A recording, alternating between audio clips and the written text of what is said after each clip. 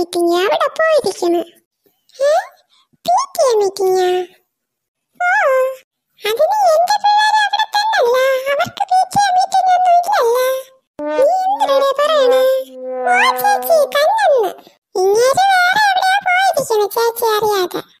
ഞാൻ അറിയാതെ എവിടെ പോവാൻ? എന്തോ അതെനിക്ക് അറിഞ്ഞൂടാ. ചേച്ചി അറിഞ്ഞാ പ്രശ്നമാവുന്നുള്ള എവിടെയെങ്കിലും ആയിരിക്കും പോയത്.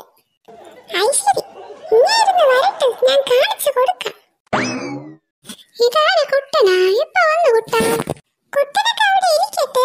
നിങ്ങൾ എവിടെ പോയ മനുഷ്യ? എന്ത് രോമനെ PTA മീറ്റിംഗിന്? ഞാൻ പറഞ്ഞിട്ടല്ലേ പോയേ. ഏത് പിള്ളേരെ PTA മീറ്റിംഗിന്? ഏത് സ്കൂളില്? ഇത് നമ്മളെ പിള്ളേരെ സ്കൂളില് PTA മീറ്റിംഗ് പോയേ. എന്തൊരു തങ്കണ്ണ, എന്റെ പിള്ളേരെ അവിടെ തന്നെ പഠിക്കണേ. അവർക്കെന്താ PTA മീറ്റിംഗ് ഇല്ല? ഓ, അത് പിന്നെ നിന്റെ പിള്ളേര് വേറെ, എന്റെ പിള്ളേര് വേറെ. എന്തൊരു തങ്കണ്ണ, സത്യം പറയേ, നിങ്ങൾ എവിടെ പോയേ? ഓമനെ, ഞാൻ എന്തിനു കള്ളം പറയണേ? നിങ്ങൾ കള്ളേ പറയൂ. എടി ഓമനെ, എല്ലാവർക്കും ഇല്ല.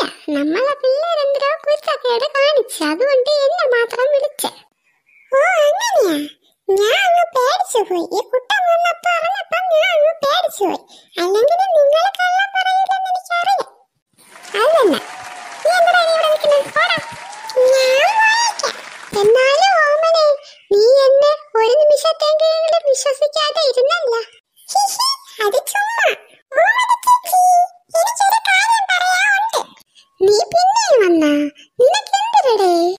നോക്ക് ചേച്ചി, തങ്കണ്ണന്റെ സ്റ്റാറ്റസ്. സിനിമ കാണാൻ പോയിരിക്കുന്നു.